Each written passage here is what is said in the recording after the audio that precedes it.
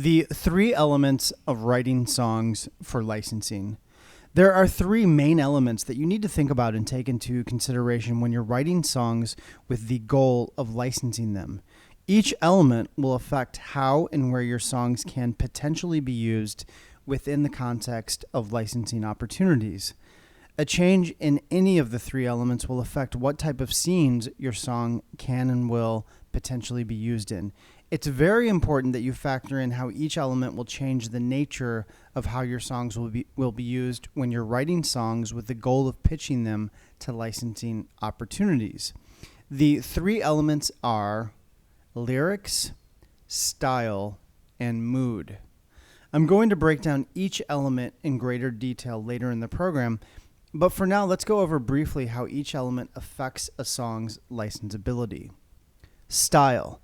The style of your music will affect what types of scenes your songs are a good candidate for. For example, if a music supervisor is working on a film set in the 1960s, then they'll most likely be looking for music that has a 60s sound to it. Conversely, if a television show is set in the present day and there's a scene about a teenage character they need to place music to, then most likely the music supervisor will be looking for music with more of a modern and current sound.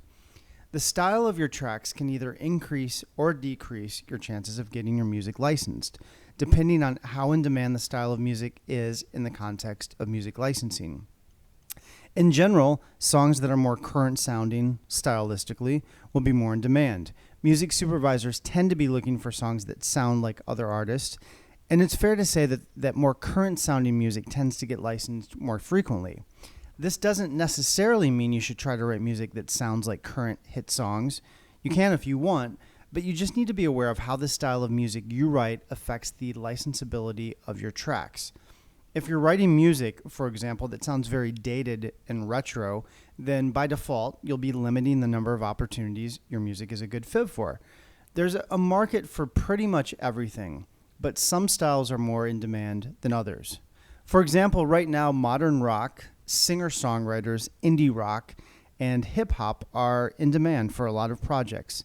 But there are still projects that are looking for classic rock, folk music, classical music, and so on. There are a wide variety of projects looking for a wide variety of music at any given time, but more current-sounding music will always be more in demand. Lyrics. In the context of licensing, the subject matter and lyrics of songs are used to enhance and strengthen the plot line. Like I said, I'm going to break this down in more detail later in the program, but the lyrics of your songs need to be broad enough to fit a wide variety of situations. Lyrically, themes like falling out of love or songs about friendship or starting over are good candidates for music licensing opportunities since these themes show up so frequently in TV shows and films. In the same way that writing music in a very obscure style or dated style will limit your chances of licensing your music, writing songs with obscure lyrics about obscure subject matter will limit the number of scenes your music will work for. It's a good idea to really pay attention to TV shows and films to see how music is generally used in the context of licensing. Music is almost always used as a means to support the plotline of whatever scene music is being used in. This is why themes that are more universal in nature work better for licensing. Try to write lyrics that are broad enough that they could be used in conjunction with a wide range of projects. If your lyric is about your pet dog named Spot, that's great if there just happens to be a TV show with a character who has a pet dog named Spot, but the chances of that happening are slim.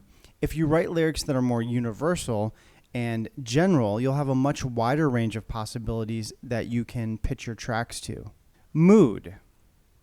Just like your lyrics and the style of music you write affects your licensing opportunities, so does the mood of your songs. If a scene calls for a happy, upbeat song, but all you write are despondent, melancholic songs, then obviously your music won't be a good fit. There's a need for both upbeat and sad songs in the context of licensing. This element isn't quite as important to think about while you're writing and recording songs, but be aware that the mood of your tracks will affect the types of projects your music will be a potential candidate for. If you write all happy or all sad songs, you'll be missing out on potential licensing opportunities. It's important that when you're writing songs with the goal of licensing, that you take into account how these three elements, style, lyrics, and mood, will affect how your music will work within the context of licensing. Chances are that you're already writing music that will work for some licensing opportunities by default. But if you start to really pay attention to how these three elements work together in the context of music licensing, you can write songs that will work even better in a wider range of licensing projects. If you're serious about licensing, it's important to develop a broad catalog of music that takes into account the wide range of possibilities for licensing opportunities.